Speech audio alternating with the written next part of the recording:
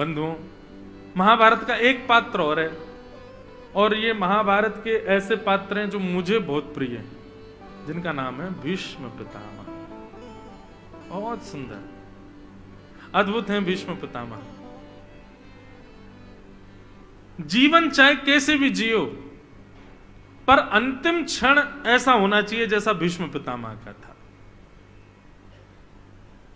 भीष्म पितामह ने अपनी इच्छा मृत्यु के वरदान को कितनी श्रेष्ठता से स्वीकार किया। आप सबको पता है ना कि भीष्म पितामह को इच्छा मृत्यु का वरदान था। जब तक उनकी इच्छा नहीं होगी तब तक प्राण नहीं त्यागेंगे भीष्म पितामह। संसार के हम आप सब लोगों को यदि इच्छा मृत्यु का वरदान मिल जाए कि तुम्हारी इच्छा जब होगी तब तुम प्राण त्यागना, पहली बात तो यह कि हमारी इच्छा ही नहीं होगी कभी, लेकिन एक शर्त लागू हो जाए कि नहीं, प्राण तो तुमको त्यागने पड़ेंगे लेकिन तुम्हारी इच्छा, तो सबसे पहला काम क्या होगा पता है? हम आप सब लोग पहले तो हाफ सेंचुरी पार, पूरी फुल सेंचुरी पार कर जाएंगे, 100 से तो ऊपर ही जाएंगे सब, 100 तक तो हम प्राण त्यागने वाले हैं ही नहीं। और उसके बाद भी ये बात आप सत्य मान लीजिएगा बंधुओं, कोई भी ये विचार नहीं करेगा कि मैं ठाकुर जी को देखते हुए या ठाकुर जी के तीर्थ में या ठाकुर जी के धाम में प्राण त्यागूं।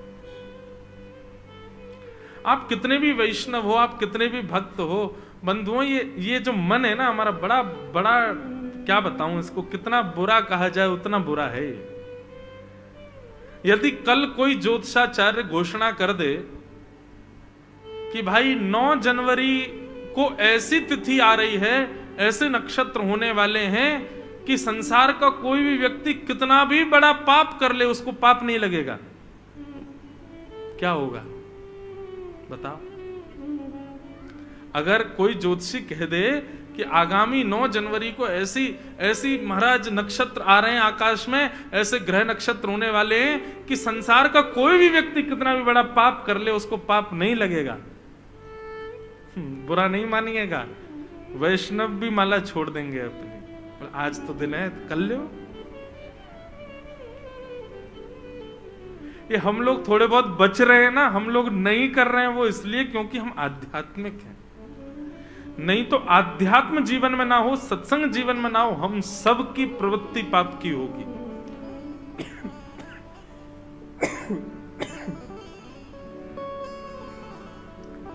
मानव का स्वभाव जन्य पाप है।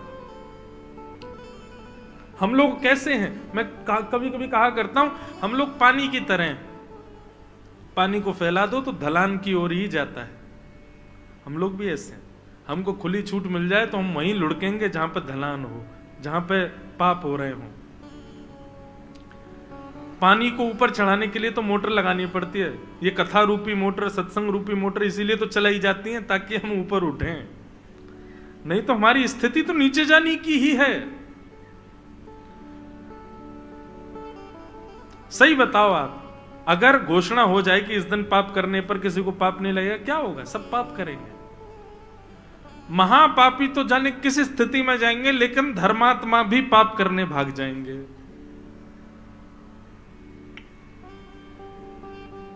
जिस प्रकार नवरात्रि में नॉनवेज नहीं खाते लोग, नवरात्रि में गंदी चीज नहीं करते, मंगलवार के दिन कुछ गलत खाते पीते नहीं, क्यों? मंगलवार है भाई। अच्छा, बाकी के दिन हनुमान जी का कोई प्रताप नहीं, खूब खाओ, बस मंगलवार के दिन हनुमान जी देख रहे हैं। बड़े विचित्र हैं भैया हम मानव। हम कभी कभी ठाकुर जी भी कहते तो होंगे, यार ये क्या बनाया मैंने मानव को, अपनी स्थिति के अनुसार सब बना लेता है, मेंटेन करके रखता है। अब रहे सहे व्रत आए थे हमारे जीवन में कि व्रत किया करो, एकादशी का व्रत, अभी आ रही है एकादशी, और सोमवार के व्रत आदि आदि व्रत होते हैं। प्रदोष के, शंकर जी को मानने वाले प्रदोष के व्रत करते हैं। व्रत के दिन क्या कहते हैं? बोले भैया फलाहार करो, ज्यादा भूख लगे तो, नहीं तो अन्न का सेवन नहीं करना चाहिए। हम लोगों ने इन्वेंशन कर दिया कुटू का, अल्ले कुटू की पकौड़ी, कुटू की कचौड़ी, कुटू की पूड़ी, आलू की जे सब्जी और इतनी सारी लोग डोसा तक बनाते हैं कूटू का। किसी भी रूप में हम लोग रह ना जाएं। ऐसे ऐसे वेरिएशंस, और जहां पे भोजन वगैरह ज्यादा प्रिय होता वहां तो वेरिएशंस की महाराज खदान होती है। और एक बात बताएं, भोजन में वेरिएशन तो फिर मारवाड़ियों के यहीं मिलते हैं। वो तो फिर वहीं में वहां एक आध दो सब्जियों से काम थोड़ी चलता है। थाल भी इतनी बड़ी लगेगी, उसमें ये इसकी सब्जी उसकी सब्जी, मिठाई भी 4 तरीके की, रोटी भी 3 तरीके की, ज्वार की अलग है, बाजरे की अलग है, गेहूं की अलग है। तो इतने सारे व्रत, एकादशी भी कहती होगी जय हो। बाकी के दिन तो हमारा कैलोरीज ज्यादा बढ़ती नहीं होंगी, एकादशी वाले दिन तो इतनी बढ़ती होगी पूछो नहीं, इतना खाते हैं हम लोग। तो भैया मानव का स्वभाव बड़ा विचित्र है। कभी कभी मैं सोचता हूं इच्छा मृत्यु का वरदान हमको मिल जाता तो हम क्या इच्छा करते। ठाकुर जी आप कह रहे हैं कि जैसी तुम इच्छा करोगे उसी स्थिति में तुम्हारी मृत्यु होगी, तो हम लोग ऐसे हैं, हम सोच लेते स्विट्जरलैंड में 500 एकड़ जमीन हो, उस 500 एकड़ जमीन में बढ़िया स्विमिंग पूल हो, चारों तरफ बगीचा, भगवान बोले अरे घर वर नहीं बनाना है, बस इच्छा मृत्यु। बोले वही तो बता रहा हूं, 500 एकड़ जमीन हो, उसमें भी एक स्विमिंग पूल हो, आगे बढ़िया मैदान हो, बढ़िया सुंदर बड़ी बड़ी गाड़ियां मेरे पास खड़ी हों, घर मेरे ही नाम हो, उसी घर के बढ़िया सुंदर कक्ष के मखमल के गद्दे पर मलमल की चादर ओढ़े ओढ़े हुए मेरे प्राण निकले। ठाकुर जी कितना चतुर है, देख इच्छा मृत्यु करी, लेकिन इच्छा मृत्यु के लिए ठाकुर जी 500 एकड़ जमीन दिलवानी पड़ेगी, उसमें घर बनवाना पड़ेगा, उसमें ये सब व्यवस्था करनी पड़े, तब प्राण त्यागूंगा। हम तो ऐसे हैं भैया। लेकिन भीष्म पितामह कौरवों के संग रहे, चाहे कुछ भी किया जीवन भर, लेकिन भीष्म पितामह की श्रेष्ठता क्या, मृत्यु देवी सामने खड़ी है, रोम रोम में बाण लगे भीष्म पितामह के, मृत्यु देवी कह रही है भगवान एक बूंद रक्त नहीं बचा आपके शरीर में, अब तो मुझे आने दीजिए, अब तो मुझे स्वीकार कर लीजिए। भीष्म पितामह कहते हैं खड़ी रहे, जब तक त्रिभंग लली श्याम सुंदर पीतांबरी पहन करके मोर मुकुट धारण करके मधुर मुस्कान लेकर के मेरे सामने नहीं आएंगे, तब तक तुम खड़ी रहो, मैं प्राण नहीं त्यागूंगा। मृत्यु देवी कह रही है शरीर में प्राण टिकेंगे कैसे, कुछ बचा तो है नहीं। बोले ये जिम्मेवारी तुम्हारी है, मुझे वरदान मिला इच्छा मृत्यु का, मेरे प्राणों को बचाओ। जब तक, कब तक, जब तक ठाकुर जी ना आ जाए। भीष्म पितामह ने मृत्यु देवी को बंदी बना करके रखा है, मृत्यु देवी बचा रही है भीष्म पितामह को। यहां ठाकुर जी द्वारिका जाने को जैसे तैयार हुए, मृत्यु देवी ने संदेश पहुंचवाया, बोले ठाकुर जी अभी मत जाओ, ये भीष्म पितामह को पहले दर्शन दो। सोचो पूरी कायनात हिला दी भीष्म पितामह ने, ठाकुर जी को आना ही पड़ेगा मेरे सामने, तभी प्राण त्यागूंगा। और भीष्म पितामह को दर्शन देने के लिए रो रहे थे पांडव, अपने अपनी क्रियाओं का शोक मना रहे। भगवान बोले चलो तुमको उपदेश दिलाता हूं, और उपदेश के बहाने भीष्म पितामह को दर्शन देने के लिए द्वारिकाधीश रणभूमि में पहुंच गए। भीष्म पितामह बाणों की सैया पर लेटे हैं, तभी देखते हैं सुंदर चंदन की सुगंधी आ रही है, मोर पीछ लहरा रहा है, पीली पीतांबरी ओढ़े चमक रहे हैं श्याम सुंदर, द्वारिकाधीश उनकी तरफ बढ़े आ रहे हैं। भीष्म पितामह को अपने रोम रोम में लगे बाण का कष्ट नहीं हो रहा है, हृदय प्रसन्न हो रहा है, नेत्रों में अश्रु बह रहे हैं कि मेरे श्याम सुंदर आ रहे हैं। ठाकुर जी सामने आकर के खड़े हो गए। बंधु मृत्यु हो तो ऐसी, आप हमारी एक बात मानिए बंधु, आज से ठाकुर जी से सब मांगना बंद करो, बस एक वस्तु मांगो। ठाकुर जी से कह देना ठाकुर जी हमारे जीवन में दुख सुख आनंद संपत्ति ये सब हमारे कर्म से हमको प्राप्त होंगे, पर आप हमारे कर्मों से हमको प्राप्त नहीं होंगे। इसलिए नाथ कृपा करना, जीवन चाहे जैसा निकले हमारा, पर जब हमारे प्राण निकले तब आप सामने होना हमारे। आज से बंधु अब समय नहीं है हमारे पास, अभी तो कोविड आया, अब जाने कौन कौन से वायरस और आएंगे। भैया ये प्राण वराण कभी भी निकल सकते हैं हमारे, कोई पता नहीं कब छुट्टी हो जाए हमारी। इसलिए आज से प्रार्थना करना प्रारंभ कर दो भगवान।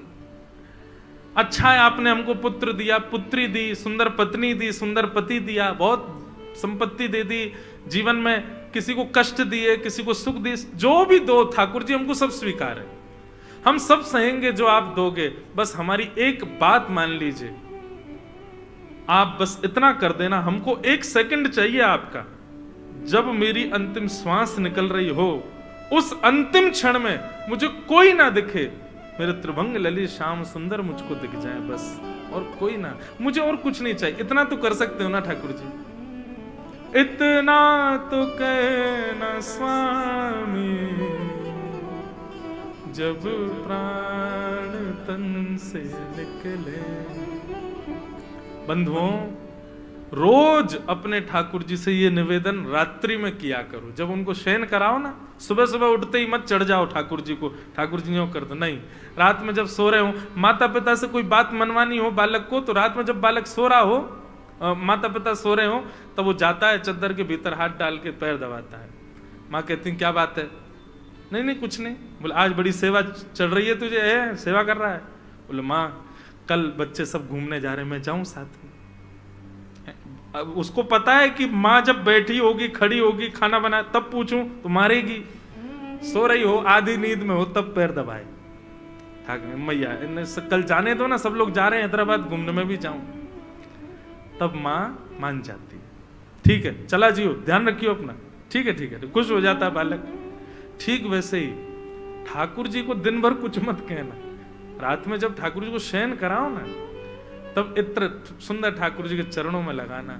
और हम मांग भी कोई संसार की वस्तु तो मांग नहीं रहे ठाकुर जी से, ठाकुर जी बस इतनी कृपा कर दो। इस देह के प्राण कब निकलेंगे मुझे नहीं पता, पर आपको पता है। मेरी मृत्यु निश्चित है, आपको पता है मेरे प्राण कब कहां कैसे निकलने वाले हैं। मैं बस आपसे इतनी प्रार्थना करना चाहता हूं ठाकुर जी, ऐसी स्थिति कर देना जब मेरे प्राण निकलने वाले हों, श्री गंगा जी का तट हो, यमुना का वंशीवट हो, और मेरा सांवरा निकट हो, जब प्राण तन से निकले। और ठाकुर जी मेरी मृत्यु जब हो रही होगी ना, सब लोग अस्त व्यस्त वस्त्र पहन करके आएंगे। भाई शोक की घड़ी में कोई सज के तो आता नहीं है, सब लोग ऐसे ही रात्रि में पता चल जाए किसी के प्राण निकले तो बेचारे जैसे हम सोए होते हैं वैसे ही भागते हैं। ठाकुर जी सब अस्त व्यस्त आएंगे, मुझे किसी से मतलब नहीं, लेकिन आप तो सज धज के आना। पीतांबरी कसी हो, मुखड़े पे एक हंसी हो, छवि मन में ये बसी हो, जब प्राण तन से निकले। उस समय जल्दी आना, नानाथ भूल जाना, श्री राधे को साथ लाना, जब प्राण तन से। बंधुओं, ये इच्छा मृत्यु केवल भीष्म पितामह को नहीं मिली है, मुझे भी मिली है, आपको भी मिली है। हम सबको इच्छा मृत्यु का वरदान है, परंतु हमने कभी मृत्यु की इच्छा की ही नहीं है, आज तक कभी विचार किया ही नहीं। मैं अपनी कथाओं में कहा करता हूं, व्यक्ति हर उस वस्तु के लिए प्री प्रिपेयर्ड हो जाता है जो उसको पता है, जो उसको नहीं पता है उसके लिए प्री प्रिपेयर्ड है। वो कॉलेज कहां से करेगा उसको नहीं पता, लेकिन वो पहले ही सोच लेता उस कॉलेज में पढ़ूंगा। उसको नहीं पता उसका ब्याह कहां किससे होगा, लेकिन वो पहले ही सोच लेता ऐसी कन्या होनी चाहिए या ऐसा पुरुष होना चाहिए जिससे मेरा ब्याह हो। उसको नहीं पता उसके बालक कैसे होंगे, नाम पहले ही सोच लेता है, ऐसा बेटा होगा तो ये नाम, बेटी होगी तो ये नाम। उसको नहीं पता बालक पढ़ने लिखने वाले होंगे, नहीं स्कूल पहले ही सोच लेगा वहां पढ़ाऊंगा। उसको नहीं पता उसका घर कहां होगा, पहले ही सोच लेता है घर ऐसा बनवाऊंगा, कभी बनवाऊंगा तो। लेकिन उसको पता है कि एक दिन उसको मर जाना है, उसके लिए कभी नहीं सोचता। हर उस बात के लिए चिंतन करता है व्यक्ति जो उसको पता नहीं है, पर जो उसको पता है उसके लिए कभी विचार नहीं करता। हमारी कही बात मानना। कल पल में परलय होएगी, बहुरी करेगो कब, कल करे सो आज करे, आज करे सो अब। आज कथा के ही बाद आप सब लोग अपने अपने आराध्य देव का स्मरण करना और आज ही इच्छा मृत्यु करना। हे नाथ, हमारे प्राण कब निकलेंगे हमें नहीं पता, आपको सब पता है। बस हमसे एक ही अभिलाषा आपसे रखते हैं ठाकुर जी, जब भी हमारे प्राण निकलें तो ऐसी ऐसी सिचुएशन क्रिएट कर देना, और सिचुएशन जो आपको बढ़िया लगे बता देना। बोले मैं माला जप कर रहा हूं, मेरे चंदन लगा हो, आपकी इत्र की सुगंधी आ रही हो, आपके सामने बैठा हूं नाथ, आपकी मधुर कथा सुन रहा हूं, तब मेरे प्राण निकले। या फिर हे ठाकुर जी, जब मेरे प्राण निकले तो ऐसा योग बनाना कि वृंदावन जाने का मेरा मन बन जाए, मैं अपने परिवार के साथ वृंदावन चला जाऊं, वृंदावन की परिक्रमा लगाऊं, ब्रजरज माथे से लगाऊं, संतों को प्रणाम करूं, वैष्णवों के संग हरे कृष्ण महामंत्र संकीर्तन करूं, आपके सुंदर बांके बिहारी लाल रूप का दर्शन करूं, सुंदर गले में गुलाब की माला धारण करूं, ब्रजवासियों के घर की सुंदर प्रसादी पाऊं, यमुना जी को जैसे ही प्रणाम करने जाऊं, यमुना जल लगा करके यमुना के तट पर जैसे ही बैठूं नाथ, एक क्षण के लिए आपकी सुंदर छवि मुझको दिखाई दे और मेरे प्राण निकल जाए, ऐसी कृपा कर दो नाथ। आप इच्छा मृत्यु करो तो सही, पूरी ठाकुर जी करेंगे, उसको पूर्ण करने की जिम्मेवारी ठाकुर जी की। हम तो हर कथा में कहते हैं मृत्यु से भयभीत क्यों हो रहे हो, ऐसी मृत्यु का योग बना दीजिए, पहले ही सोच लीजिए ऐसी मृत्यु हो कि उस मृत्यु की प्रतीक्षा शुरू हो जाए, कब होगा। लेकिन एक बात, आप आज एक तो क्या मृत्यु से डरते बहुत है ना हम लोग। अब कहीं आप लोगों ने आज मन में विचार कर लिया, हमारे कहने से अपने आराध्य देव से कह तो दिया कि नाथ ऐसे ऐसे मृत्यु हो, और किसी ने सोचा कि मैं तिरुपति जाऊं, वहीं पर मेरे प्राण निकले, तो जब जब घर में बात हो चलें तिरुपति, अभी नहीं। ऐसा नहीं हो कहीं आपके साथ, कहीं भयभीत मत हो जाना। मुझे इस बात का डर है कि हे नाथ, जब मैं आपकी माला कर रहा हूं तभी मेरे प्राण निकले, कहीं आप माला करो, आज नहीं कल ही करूंगा, आज तो मुझे 4-5 काम के प्राण निकल गए, तो ऐसा नहीं भैया, ऐसे भयभीत मत हो जाना। मृत्यु को उत्सव बनाइए, ठाकुर जी से प्रार्थना करो नाथ मेरे अंतिम क्षण में निश्चित आ जाना, कृपा करना। भीष्म पितामह के सामने ठाकुर जी खड़े हैं। भीष्म पितामह ने पहले तो पांडवों को ज्ञान उपदेश किया, और ज्ञान उपदेश करने के बाद भीष्म पितामह ने अपनी स्थिति को एकाग्र किया और ठाकुर जी से कहा आइए मेरे सामने खड़े हो जाइए, जरा देखूं तो सही आपको। ठाकुर जी सामने आकर के जैसे ही खड़े हुए, भीष्म पितामह बोले अब जब तक मेरी श्वास रुक ना जाए खड़े रहिएगा सामने। ठाकुर जी बोले इच्छा मृत्यु का वरदान है, तुम सोच लो 10 साल तक मरना ही नहीं है तो हम यहीं खड़े रहें। भीष्म पितामह बोले निश्चित 10 साल तक प्राण नहीं निकले, खड़े रहना यहीं पे। ठाकुर जी सामने खड़े। भीष्म पितामह बोले मुरझाया हुआ सा चेहरा नहीं देखना है मुझे आपका, प्रसन्न हासा रुड़लो चलो लसत, आपकी सुंदर दंतावली दिखनी चाहिए मुझे, सुंदर आपके कपोल चमकने चाहिए मेरे सामने, या आपके कटाक्ष नेत्रों में सुंदर मधुरता का दर्शन होना चाहिए ठाकुर जी। अब भीष्म पितामह कह रहे हैं और ठाकुर जी वैसा भेष बना रहे हैं। और जैसे ही भीष्म पितामह के मन का भेष आया, भीष्म पितामह बोले बस भगवान अब मैं अपने प्राण त्याग दूंगा, उससे पहले एक स्तुति आपकी गाना चाहता हूं। इसी को भीष्म स्तुति कहते हैं, मुझे बहुत प्रिय है भीष्म स्तुति। भीष्म पितामह क्या कहते हैं, 2-4 श्लोक गा दें फिर उसकी व्याख्या करेंगे। इतिमते रूपकल्पिता वितृष्णा भगवत सात्वत पुंगवे विभुम्ने स्वसुखमुपगते क्वचिद्विहर्तुं प्रकृतिमुपेयुषि यद्भव प्रवाह त्रिभुवन कमनं तमालवर्णं रविकर गौरवराम्बरं दधाने वपुरलककुला वृताननाब्जं विजय सखे रतिरस्तु मे वत्या।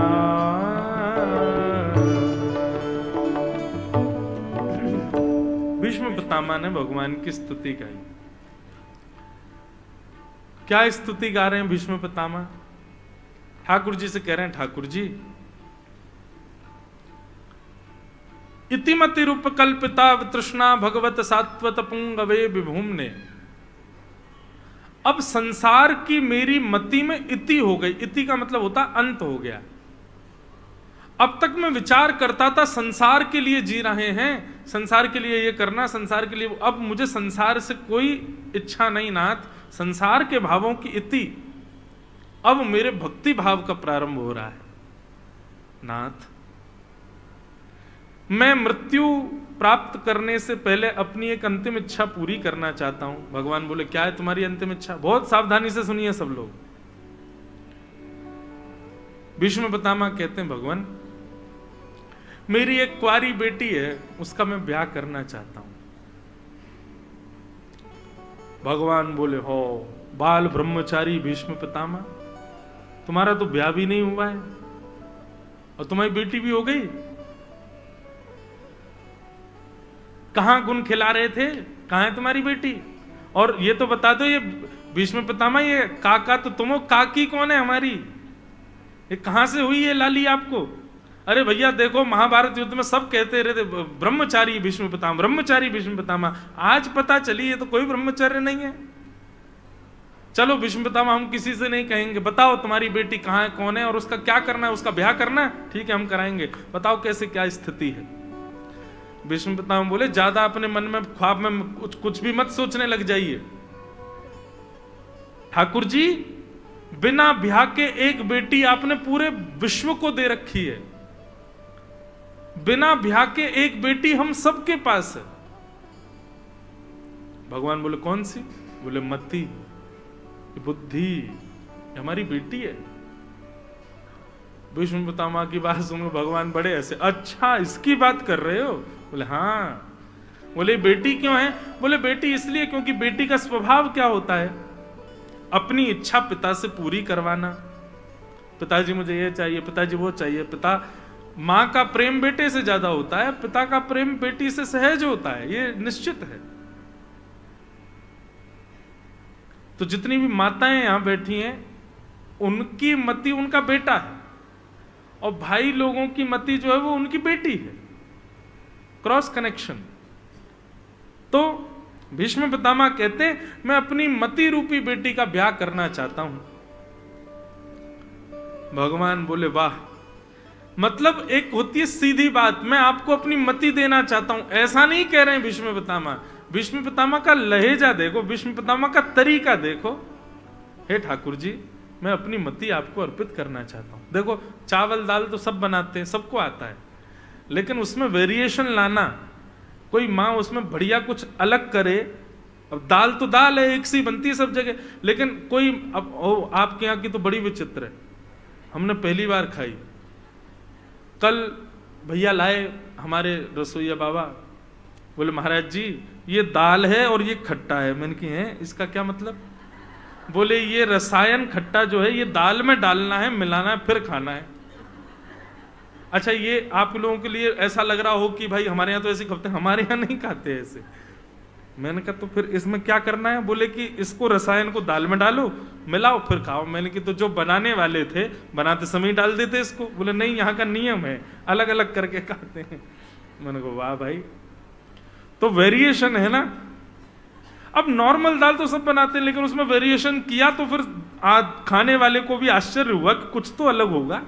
और निश्चित ही जब खाई तो वो अलग ही थी, कुछ वो मैंने बिना उसको डाले जब दाल खाई तो बड़ी खट्टी, उसको मिला के खाया तो थोड़ा स्वाद अलग सा आ रहा था। ठीक वैसे ही बंधुओं, भक्ति तो सब कर रहे हैं लेकिन वेरिएशन देखते हैं ठाकुर जी। आपकी भक्ति में वेरिएशन कैसा है, नवीनपन, कुछ नवीन है कि नहीं। रोज सुबह 4 बजे उठा देते हो, घंटे घुमा के उठ जाओ ठाकुर जी, और फिर महाराज 5 बजे नवा दिए ठाकुर जी, कपड़े पहना दिए, इत्र लगा दिया और चनौरी का भोग लगा दिया, दोपहर में ये भोग, रात में फिर इतने बजे सुला दी। ठाकुर जी भी बोर हो जाते होंगे, पूरे दिन एक सी करता रहता, कुछ नया तो करता नहीं है। अपनी भक्ति में नवीनता लाओ, वेरिएशन लाओ। ठाकुर जी भी चकित होते हो, आश्चर्यचकित रहते हो, आज पता नहीं क्या करेगा, कुछ तो नया करेगा। रैदास जी के विषय में मैं कथाओं में सुनाया करता हूं। रैदास जी की भक्ति कैसी, रैदास जी को जब ठाकुर जी प्राप्त हुए तो रैदास जी बोले अब ठाकुर जी को लेकर के अयोध्या जाऊं, द्वारिका जाऊं, वृंदावन जाऊं, बहुत खर्चा होता है और मेरे पे इतना पैसा है नहीं, व्यवस्था मुझ पे है नहीं, और फिर सब जगह भोजन पानी की, अपरस की व्यवस्था हो नहीं पाती। रैदास जी बोले क्या करूं, ठाकुर जी को घुमाने का बड़ा मन है। तो रैदास जी ने क्या किया, अपने घर के चारों ओर अंदर कागज में लिख लिख करके धामों के नाम, ये अयोध्या, ये श्रीरंगम, ये तिरुपति बालाजी, ये वृंदावन, ये जगन्नाथपुरी, ये द्वारिका धाम, ऐसे करके पर्चियों में लिख दिया। और बीच में ठाकुर जी की चौकी थी, ठाकुर जी को रोज श्रृंगार करते, सजा धजा करके, और फिर ठाकुर जी के, ठाकुर जी बताओ कहां चलोगे घूमने, अच्छा अयोध्या चलेंगे। सोई ठाकुर जी चौकी उठाते, 4 बार ऐसे परिक्रमा लगा के फिर अयोध्या जहां लेकर वहां बैठा देते। आहा ठाकुर जी देखो कैसे सुंदर अयोध्या में श्री राम राजा सरकार विराज रहे हैं, संत महापुरुष अपने हाथ में सुंदर करताल लिए राम जी का मधुर कीर्तन कर रहे हैं, सरजू जी कितनी सुंदर बह रही हैं, कितना आनंद आ रहा है। ऐसे भाव से ठाकुर जी को तीर्थ ले जाते थे। आप कहेंगे महाराज जी ऐसे तो भाव से कुछ भी होगा, लेकिन नहीं, रैदास जी के भाव को स्वीकार करते थे। और उसका प्रमाण कब हुआ कि एक बार जेठ का महीना, भीषण गर्मी, और रैदास जी ने अपने ठाकुर जी को सजा धजा करके बोले ठाकुर जी बड़ी गर्मी हो रही, चलो बद्रीनाथ चल रहे हैं। और जैसे ही ठाकुर जी की चौकी ले जाकर के बद्रीनाथ जहां लिखा था वहां रखी, तो रैदास जी के गांव में बर्फ गिरने लग गई। सब लोग सोचने लगे भाई जेठ का महीना, ये बर्फ कैसे गिर रही है। तब जाकर के कुछ वैष्णवों ने बताया, बोले जरूर रैदास जी के ठाकुर जी बद्रीनाथ गए हैं, इसलिए बद्रीनाथ ही यहां आ गया। मतलब रैदास जी की भाव सेवा ऐसी थी कि उनको तीर्थ नहीं जाना होता था, तीर्थ चल के रैदास जी के पास आते थे। इसको कहते हैं भक्ति में नवीनता, वेरिएशन। ठाकुर जी को वो प्रिय है। कुछ कुछ आधुनिक किया करो अपनी भक्ति में, एक सी मत करते रहा करो, कुछ थोड़ा नवीन किया करो। इसका मतलब यह नहीं है कि जगन्नाथ जी सीधे बैठे रहते हैं तो आज उल्टे बैठा दो, नवीनता हो गई, ठाकुर जी आज पैर ऊपर करके बैठो, ऐसा नहीं करना है।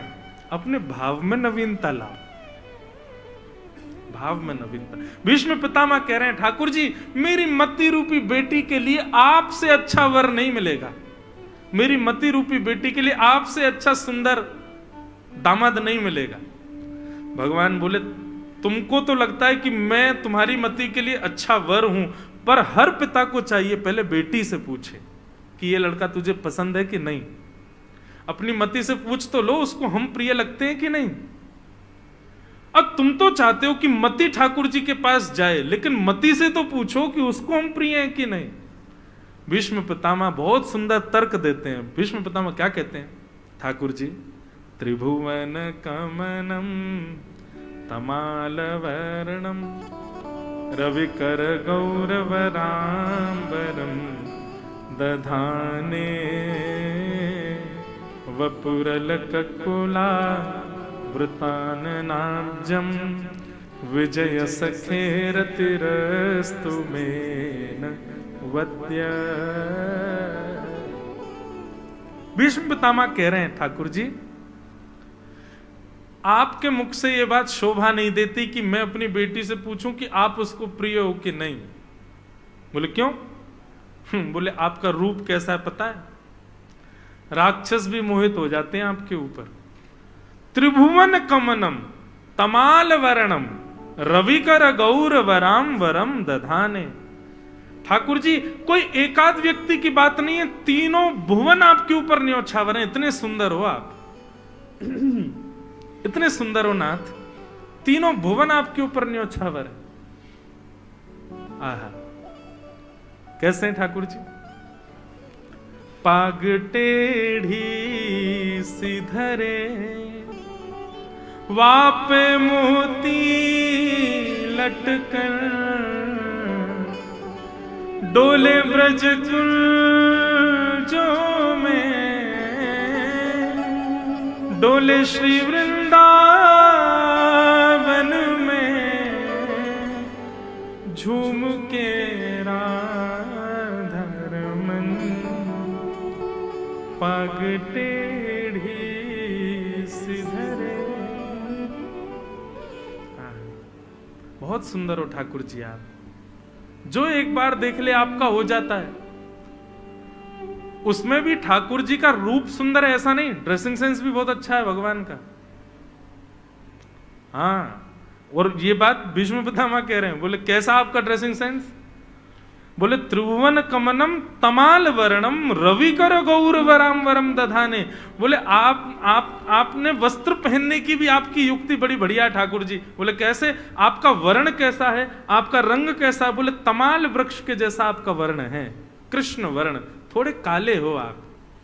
और इस पर आप पहनते क्या हो? बोले रविकर गौर वराम वरम दधाने। लाइट कॉम्प्लेक्शन, डार्क कॉम्प्लेक्शन यदि बॉडी का है तो उस पर लाइट कपड़े खिलेंगे, और डार्क व्यक्ति डार्क ही पहन ले तो गायब हो जाएगा, दिखेगा ही नहीं बेचारा। ठाकुर जी कैसे? बोले पीतांबरी सबसे प्रिय ठाकुर जी को, पीली पीतांबरी। हमने जो पहनी है ना, ये बगलबंदी, बगल में बांधते हैं इसको बोलते हैं श्वेतांबर। ये श्वेतंबर है। ठाकुर जी क्या पहनते हैं? पीतांबर, पीतांबर पहनते हैं। क्यों? क्योंकि ठाकुर जी को लगता है हमारा कॉम्प्लेक्शन डार्क है, तो इस पर लाइट कपड़े पहने तो खिलेंगे, अच्छे लगेंगे। भीष्म पितामह यहां वर्णन कर रहे हैं स्तुति में कि नाथ एक तो आप सुंदर, ऊपर से आपका जो वस्त्र पहनने का जो आपका ढंग है ना, जो चैन है ना, वो भी मधुर है ठाकुर जी। आप बहुत सुंदर वस्त्र पहनते हैं। मेरी बेटी को तो आप बहुत प्रिय हो, मेरी बेटी आपसे ब्याह निश्चित करेगी, बस ठाकुर जी आप हां कर दो।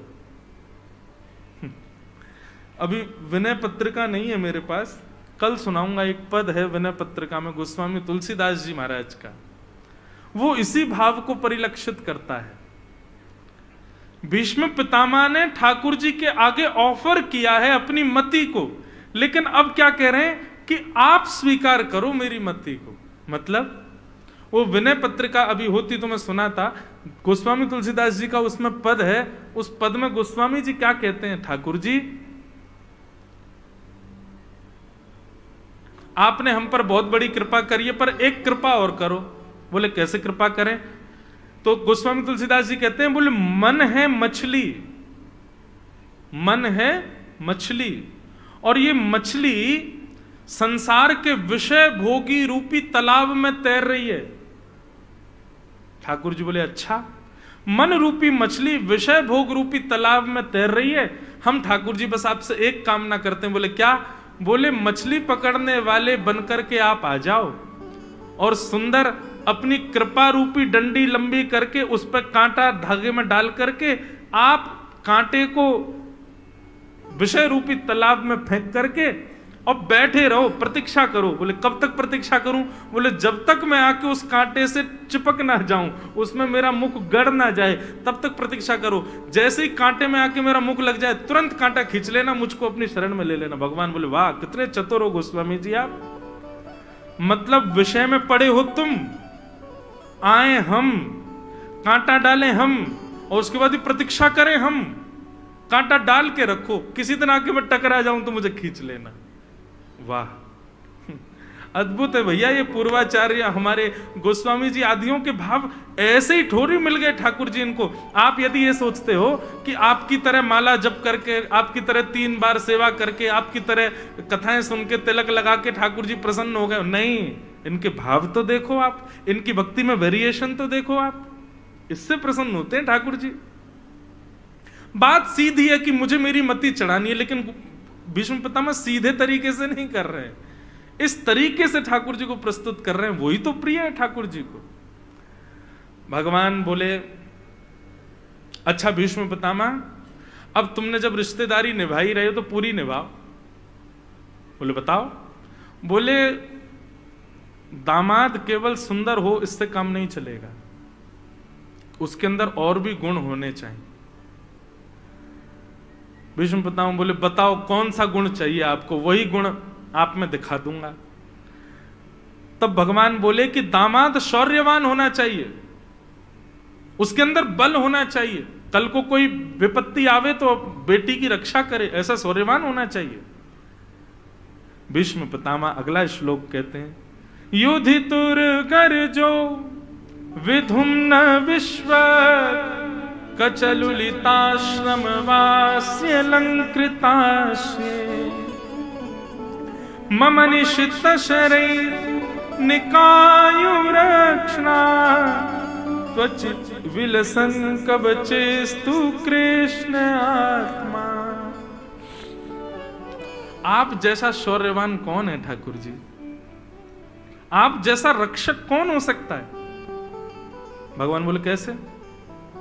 बोले महाभारत युद्ध में सब हाथ धो के एक के ही पीछे पड़े थे। किसके पीछे? अर्जुन। और उस अर्जुन को आपने एक बाण, 18 दिन में ये तो होता कि चलो अर्जुन के प्राण भले ही नहीं निकले, अर्जुन बेचारा घायल हो गया, हाथ में बाण लग गया, उसके पैरों में बाण लग गया, या उसके केश को छू करके भी बाण गया हो, 18 दिन में एक बाण नहीं छू पाया अर्जुन को। बंधुओं ये सामान्य बात नहीं है। महाभारत में लिखा है कि पांडवों की सेना बालकों के समान थी कौरवों के आगे, और कौरवों की सेना में योद्धा नहीं थे, तिमिंगिल मछली। स्पष्ट कहते हैं, बोले कौरवों की सेना कैसी थी? बोले तिमिंगिल मछलियों से युक्त। तिमिंगिल मछली किसको कहते हैं? एक तिमिंग नाम का पक्षी होता है, वो आकाश में उड़ता हुआ जंगल में जाता है, और जंगल में से 2 हाथी, एक नहीं 2 हाथियों को अपने पंजे में लेकर के आकाश में उड़ जाता है। सोचो 2 हाथियों को लेकर उड़ता होगा पक्षी कितना बड़ा होगा। और वो पक्षी हाथियों को लेकर के जब आकाश में उड़ता हुआ समुद्र की तरफ जाता है, तो एक मछली श्वास लेने के लिए मुंह बाहर निकालती है और हाथी सहित उस पक्षी को निगल जाती है। वो है तिमिंगिल मछली। महाभारत के योद्धाओं का वेदव्यास जी जब उनका बखान करते हैं कि ये योद्धा कैसा है, तो कहते हैं कौरवों की सेना में तिमिंगिल मछली की बाढ़ थी। इतने भयानक योद्धा थे कौरवों के, और वो भयानक तिमिंगिल मछली रूपी योद्धा अर्जुन के पीछे पड़े थे कि इसको मारना है। लेकिन उस अर्जुन को क्या, उसके रथ को एक बाण नहीं छू पाया। क्यों? क्योंकि सारथी आप थे।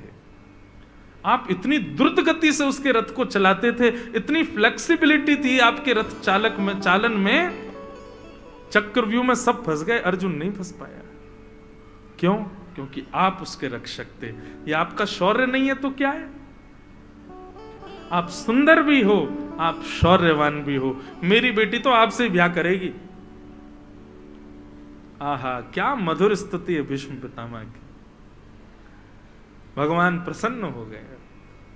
भगवान बोले दामाद में सुंदरता हो, शौर्यता हो, केवल इतने से काम नहीं, पिता को और भी लक्षण देखने चाहिए। भीष्म पितामह बोले बताओ और कौन सा लक्षण बताऊं आपके अंदर?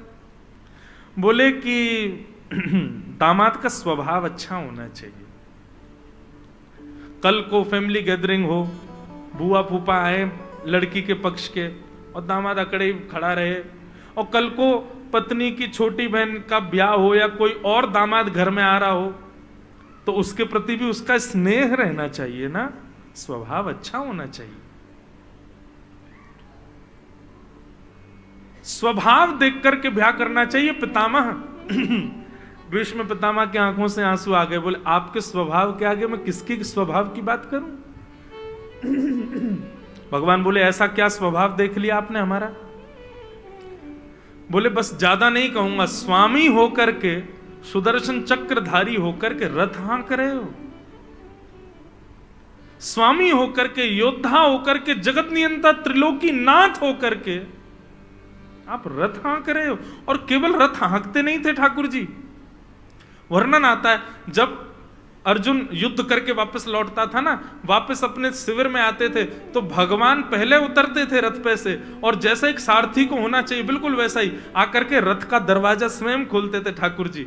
और रथ का दरवाजा खोल के रथ ऊंचा होता था, नीचे कोई सिड्डी नहीं थी, तो ठाकुर जी घुटनों पे बैठ के अपने हाथ की सिड्डी बनाते थे और अर्जुन उस पर पैर रख के नीचे उतरता था। बोले ये आपका स्वभाव, और आप मेरे आगे कह रहे हैं कि मेरे अंदर स्वभाव क्या देखा? आप स्वामी होकर के, आप नाथ होकर के, आप जगत नियंता होकर के अर्जुन के रथ के सारथी हो, इससे सुंदर स्वभाव मैं आपका क्या बताऊं ठाकुर जी? सौंदर्य, शौर्य, स्वभाव, और बताओ? ठाकुर जी बोले दामाद के अंदर समझदारी होनी चाहिए, समझदार होना चाहिए दामाद।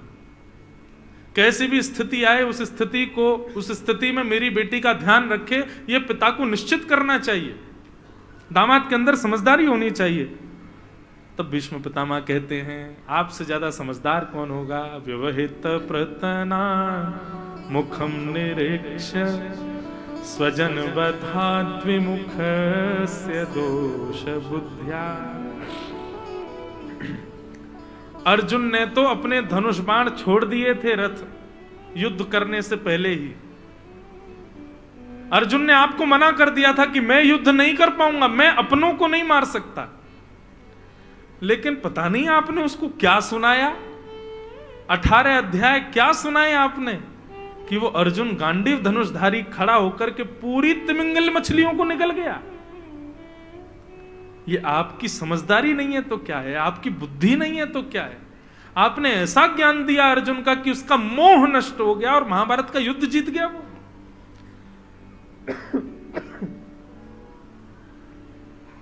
मेरी बेटी तो आपसे ही ब्याह करेगी, आप चाहे कितना भी बचने का प्रयास करो। भीष्म पितामह के भाव से ठाकुर जी रीझ गए और अंत में भगवान भी मान गए। भीष्म पितामह से ठाकुर जी ने कहा, भीष्म तुम इतने बड़े भक्त हो मेरे, इतना प्रेम करते हो मुझसे, तो मुझे एक प्रश्न का उत्तर दो। भीष्म पितामह बोले कहिए। बोले तुम जब इतने ही मेरे प्रेमी थे तो तुमको कौरवों का पक्ष नहीं लेना चाहिए था। इन कौरवों ने मेरी बहन को निर्वस्त्र करने का प्रयास किया, इन कौरवों ने पांडवों के साथ बहुत गलत किया। भीष्म पितामह ऐसे कौरवों का संग क्यों किया आपने? आप पांडवों के संग आ सकते थे, और मैं आपको वचन देता हूं यदि आप पांडवों के संग आते ना तो मैं अर्जुन का सारथी नहीं आपका सारथी बनता। आपका प्रेम इतना है मुझसे, पर आपने कौरवों के पक्ष को क्यों चुना? भीष्म पितामह का उत्तर सुनकर के ठाकुर जी के नेत्र सजल हो गए। भीष्म पितामह कहते हैं भगवान, दाईं तरफ खड़े होकर के आप नहीं दिखते, बाईं तरफ खड़े होकर के आप नहीं दिखते, और मेरे सारथी बन जाते तो भी आपकी कमर मुझको दिखती, मुख तो दिखता ही नहीं। साक्षात दर्शन करने के लिए तो सामने ही खड़ा होना पड़ता है। आपका प्रत्यक्ष दर्शन मैं कर सकूं इसके लिए मैं कौरवों की तरफ, ताकि आप प्रत्यक्ष मुझे दिखते रहो। मुझसे एक एक क्षण के बारे में पूछ लीजिए। भागवत में भीष्म स्तुति में भीष्म पितामह ने वर्णन भी किया है। भीष्म पितामह कहते हैं युदितुर गर्जो विधुम्न विश्व कचलुलित श्रमवार्य अलंकृताश्य। ठाकुर जी मैंने आपका एक ऐसा रूप देखा जो किसी ने नहीं देखा था। बोले कैसा रूप?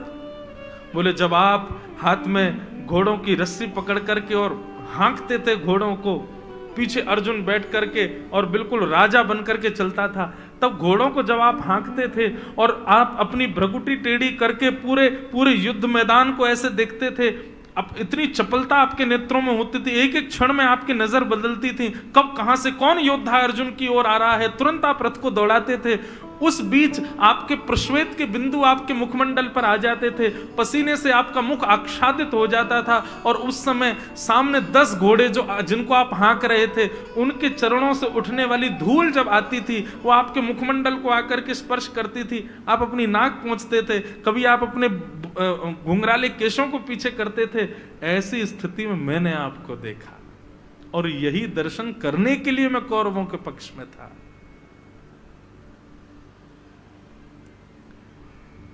ठाकुर जी के नेत्र सजल हो गए। भीष्म पितामह कहते हैं, बस अब एक अंतिम अभिलाषा है मेरी। क्या?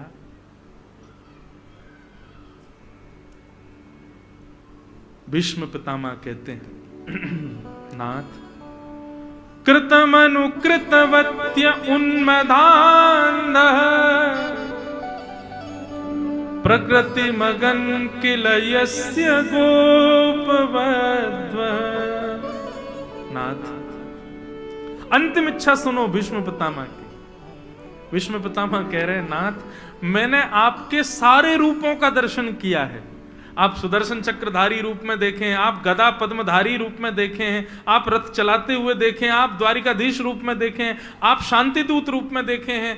आपको मैंने हर रूप में देखा है, केवल एक रूप रह गया है। बोले कौन सा रूप? बोले नाथ, शोभित कर नवनीत लिए घुटरुन चलत रेणु तन मंडत गो रोचन तिलक की। नाथ, जब आप अपने एक हाथ में मक्खन रखते हो और अपने 2 घुटने और एक हाथ से आप चलते हो, मुझे दर्शन करना है उस रूप का। मैं अपनी कथाओं में कहा करता हूं बंधुओं, लड्डू गोपाल किन किन के घर पे बताना जरा। लड्डू गोपाल ऐसे आप सबके घर पे, हमने लड्डू गोपाल भगवान का एक दूसरा नाम रखा है, 3 व्हीलर ठाकुर जी। ये 3 व्हीलर ठाकुर जी। सोचो, कभी खुद प्रयास कीजिएगा, एकांत में, सबके सामने नहीं, एकांत में, जैसे लड्डू गोपाल बैठे हैं वैसे खुद बैठ के देखना। एक हाथ नीचे, 2 घुटने नीचे, एक हाथ में मक्खन। अब आप चल के दिखाओ कैसे चलोगे। कभी सोचा है? मैं तो लड्डू गोपाल गोद में यही सोचता हूं, तुम चलते कैसे हो यार?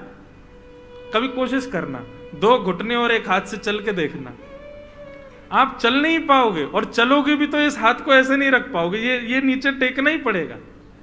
और ये टेके बिना चलोगे तो निश्चित है कि आप इधर की तरफ लुढ़कोगे जरूर। इसलिए लड्डू गोपाल जी लुढ़के ठाकुर हो रहे हैं, लुढ़कते जरूर हैं, सबके लुढ़कते हैं। सूरदास जी ने तो पद लिखा है, शोभित कर नवनीत लिए घुटरुन चलत। बोले हाथ में नवनीत यानी मक्खन लेकर के जब आप घुटमुन चलते हो ठाकुर जी, तो आप बार बार लुढ़कते हो, और जैसे ही आप लुढ़कते हो तो पूरी ब्रजरज आकर के आपके मुखमंडल से लग जाती है।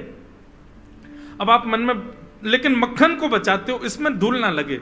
मेरे भले ही धूल में लथपथ हो जाऊं, मक्खन में धूल नहीं लगनी चाहिए, उसको आप बचाते हो।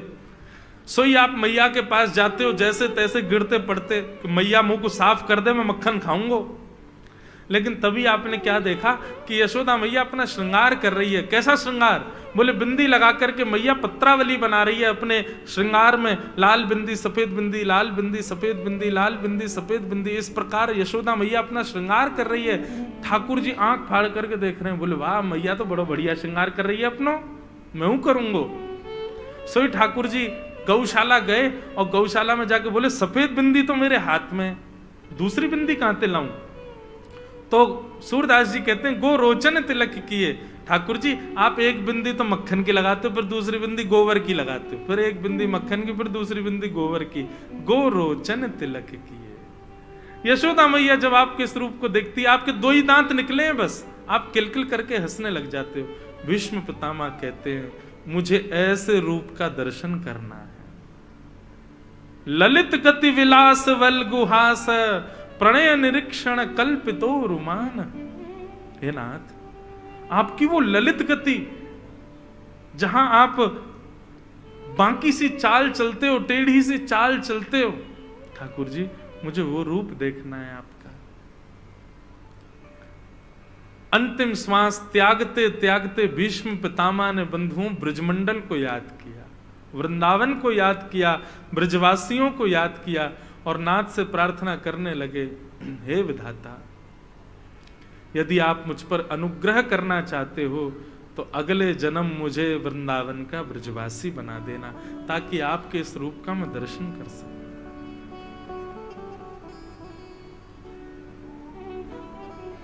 बहुत सुंदर भाव है बंधुओं के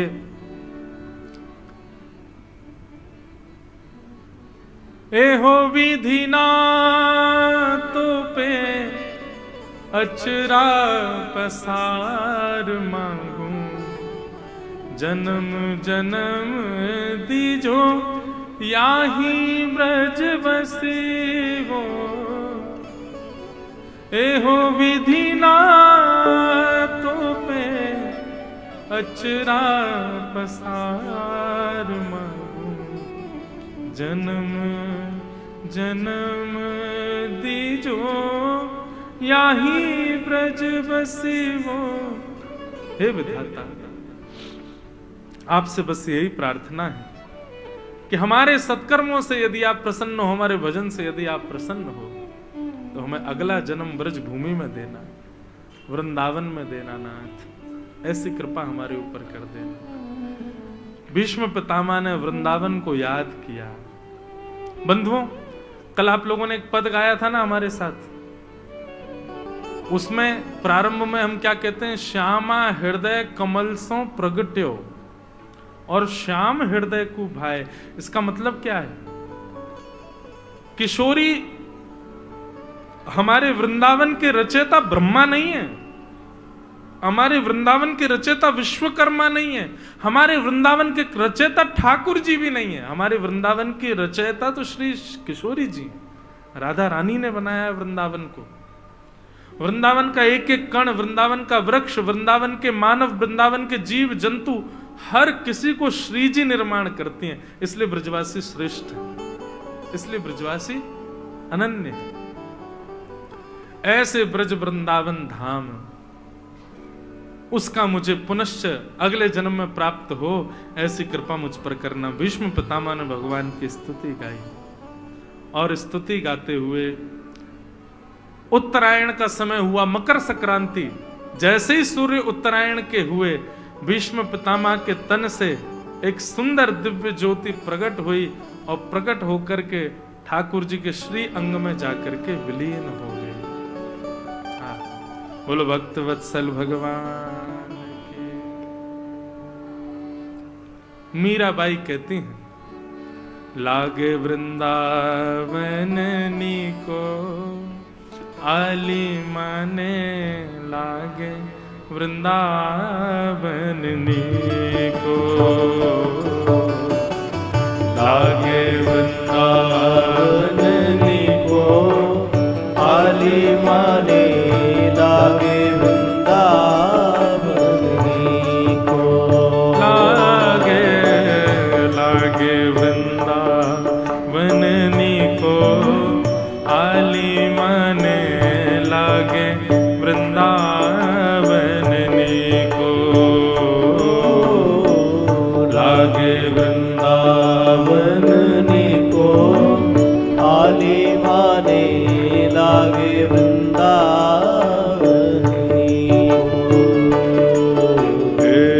लागे वृंदावन नीको आली माने, लागे वृंदावन नीको,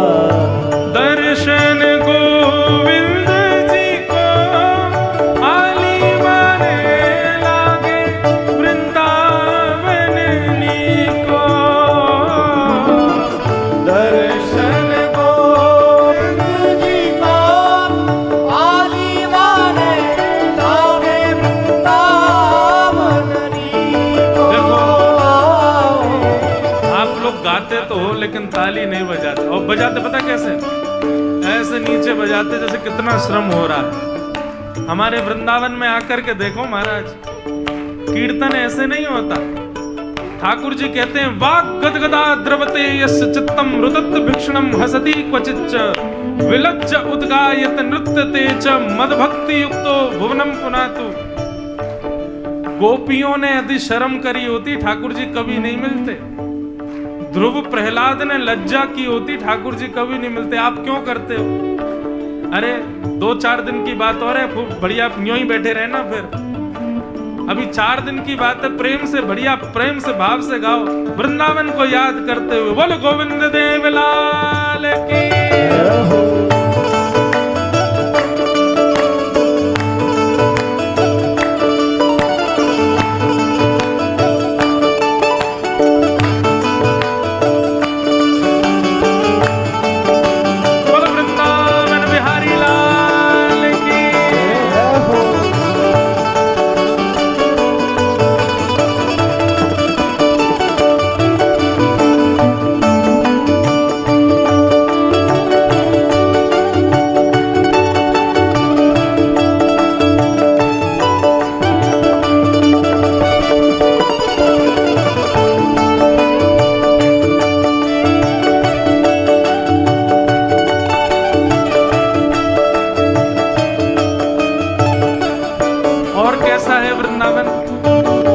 निर्मल नीर बहे यमुना को, निर्मल नीर बहे यमुना को, निर्मल नीर बहे यमुना को, निर्मल नीर बहे यमुना को।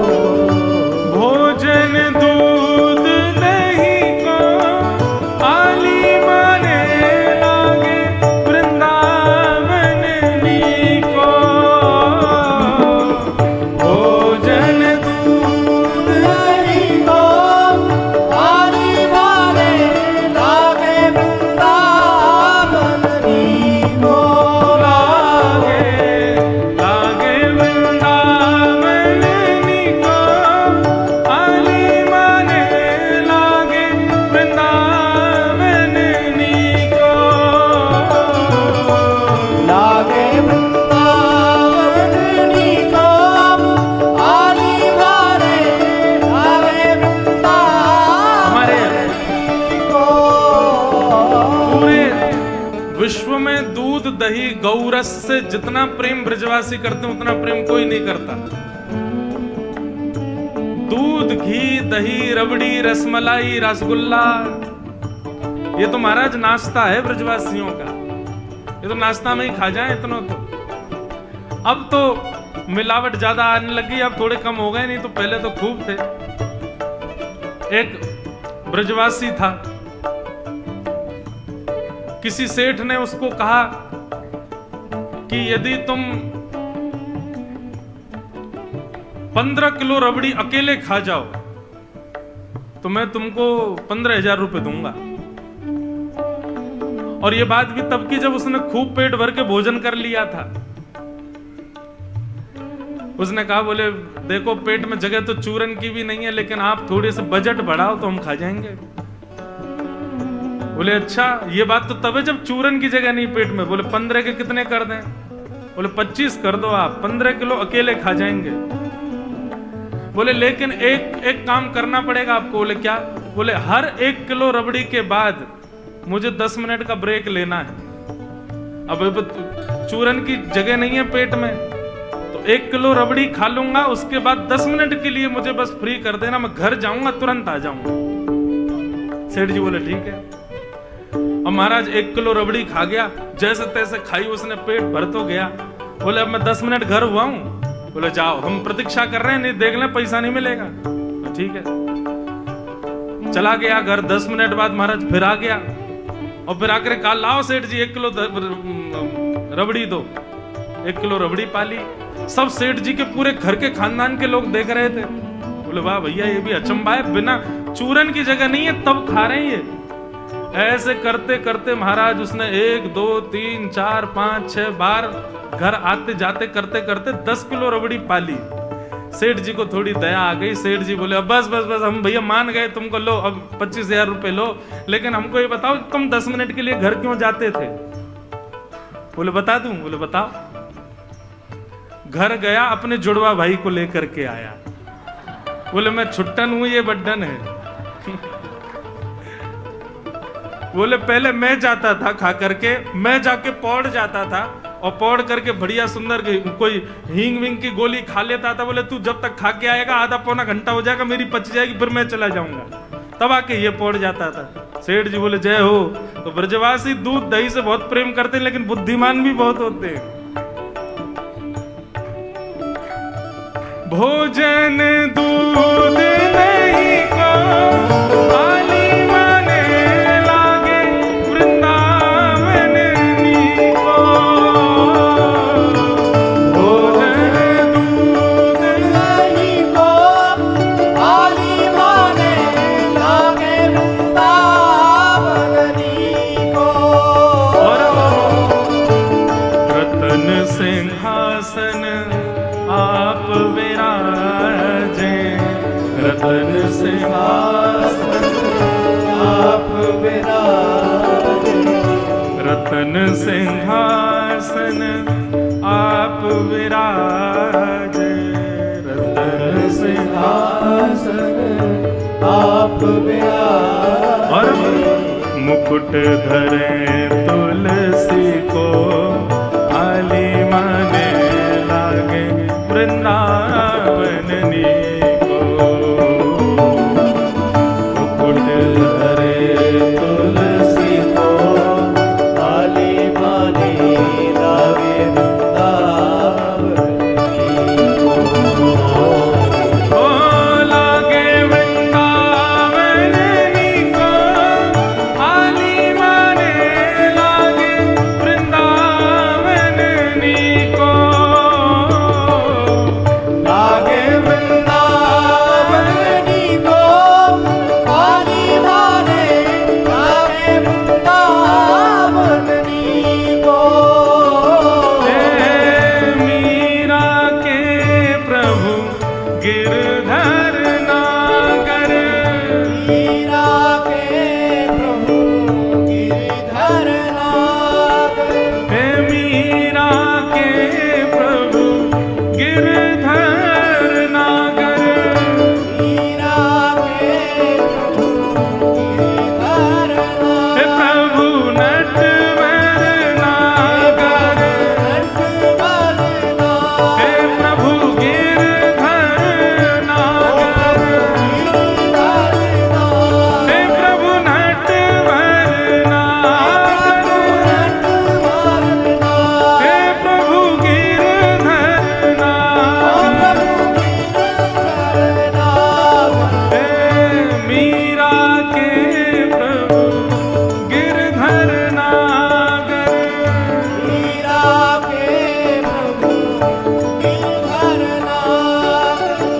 मीराबाई क्या कहती हैं?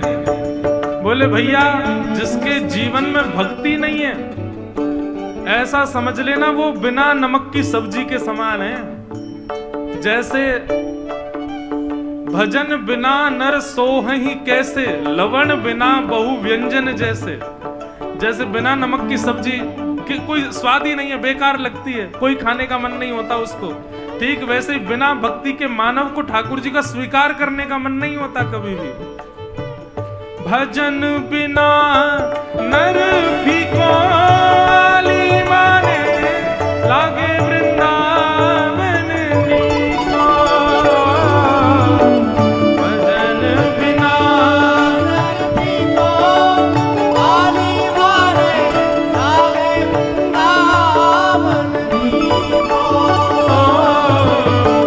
लागे वृंदावन नीको, आली माने लागे वृंदावन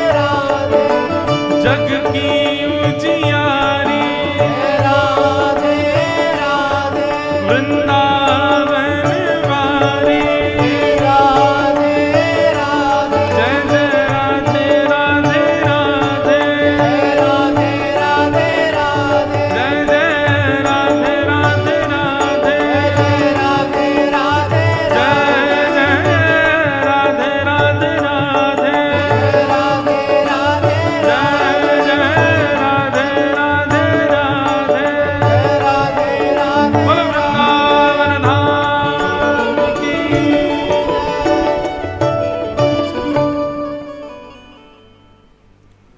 वाह, भीष्म पितामह ने अपनी स्तुति के अंत में ब्रज को याद किया। एक और बात कहते हैं बंधुओं, कोई अतिशयोक्ति नहीं। वैष्णव व्यक्ति ठाकुर जी की प्राप्ति करे, ठाकुर जी की प्राप्ति की अभिलाषा रखे, उसकी भक्ति साधारण। वैष्णव ठाकुर जी की कृपा की अभिलाषा रखे, भक्ति उसकी साधारण है। लेकिन भक्ति श्रेष्ठ तब मानो जब वो ठाकुर जी से ब्रजवास की कामना करे, ब्रज की कामना करे। हमें वृंदावन चाहिए ठाकुर जी। हमारे ब्रजवासी तो कहते हैं, कहा करूं वैकुंठ ही जाए, जहां नहीं नंद, जहां नहीं यशोदा, जहां नहीं गोकुल गोपी और गाय। और भैया ज्यादा ही हमारे पुण्य बढ़ गए हो और वैकुंठ जानो हो तो हमारी प्रार्थना है, हे विधाता ब्रज तज मोरी जाए बलाएं। ये जितनी अलाएं बलाएं मेरे ऊपर आ गई हैं, जे छोड़ के चली जाएं, पर हम कभी वृंदावन छोड़ के नहीं जा सकते। ऐसी ब्रज की उपासना। तो भीष्म पितामह ने भगवान की स्तुति गाई। तत्पश्चात भगवान द्वारिका को प्रस्थान कर गए और कुछ महीनों बाद उत्तरा के बालक की, जिसकी भगवान ने रक्षा की, उसका जन्म हुआ। बालक का नाम परीक्षित रखा गया। धीरे धीरे परीक्षित बड़े हुए।